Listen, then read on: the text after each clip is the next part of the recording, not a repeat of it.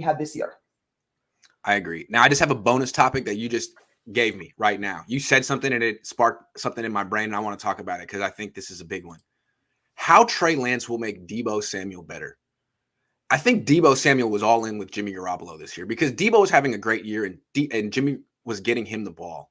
But I think as the season went on and defenses figured out what the Niners were doing, it became like harder and harder to get Deebo the ball. And there were like fewer and fewer ways you could do it. It was hand it to him, throw him a screen, throw him a pass over the middle, and that was about it.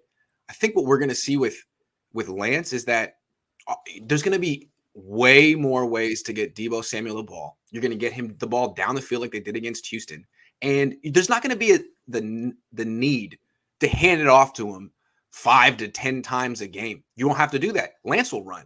Sermon will run. Mitchell will run. Like, you'll only have to give it to Deebo once or twice. And if those 1 or 2 runs could be touchdowns right outside the red zone, you don't want to take that away from the offense, but he's going to extend Deebo Samuel's career. And Deebo's going to have a jump in production like Cooper Kupp did from going from Goff to Matthew Stafford.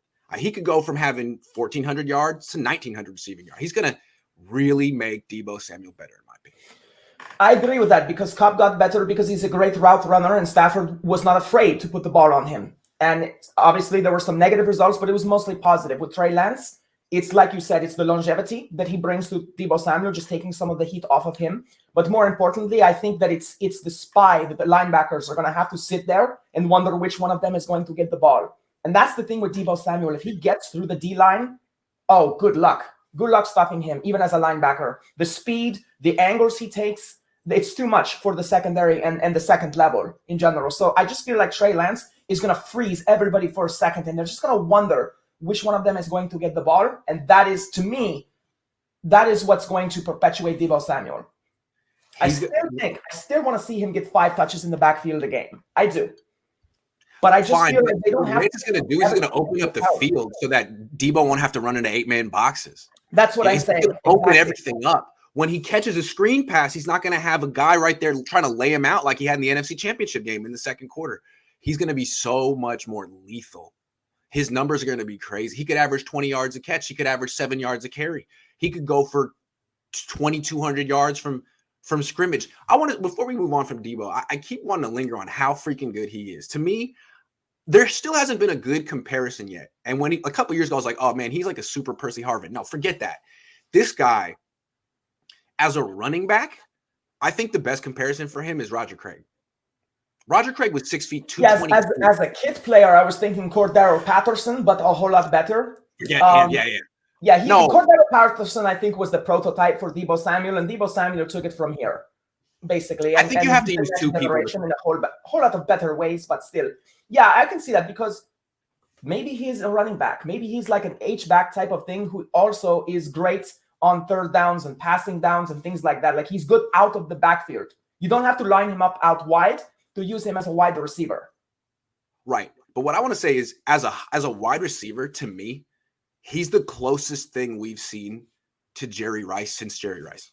I'm not saying he's Jerry Rice, but he's the closest thing we've seen to that style of wide receiver. He's unstoppable after the catch, Sybilla.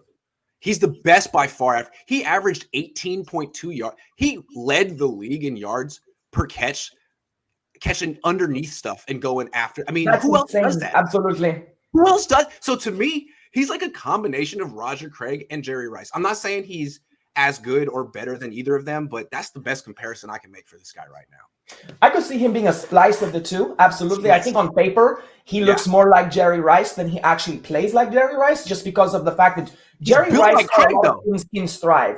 And that's also a component of who was passing to him. No shade at Jimmy, but he does a lot of things of putting the ball, like if you're running this way, he puts it right here, or he puts it way behind you, or he puts it high, or he puts it high.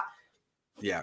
Deebo left, I think Deebo left 200 yards on that field because of the way Jimmy Garoppolo passes. He did drop a bunch of passes.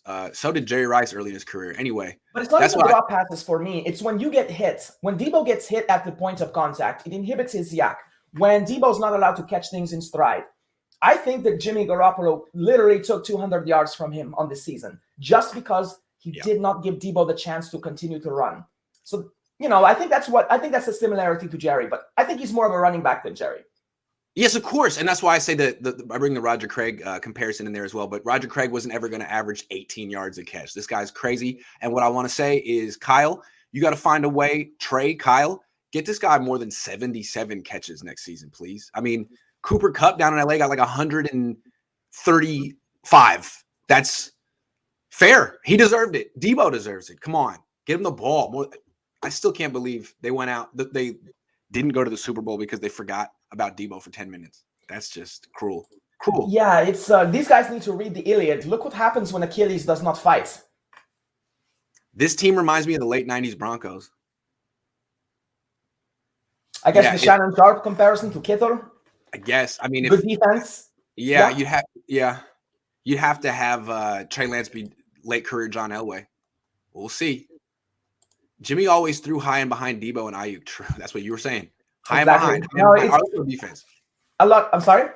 Oh, go ahead. Go ahead. I think it's something a lot of people saw, and it's frustrating as a fan to see your guys get hit. And I mean, one thing I love about people like Troy Aikman, when they're broadcasting as a quarterback, he'll call that out. Say, you don't do that. In fact, he was calling one of the playoff games this year, and I was listening to him, and he got one of the quarterbacks got his wide receiver drilled by throwing it behind him, and Troy Aikman was everything short of wrath over that play. That's just that's got to be so frustrating on us offensive players.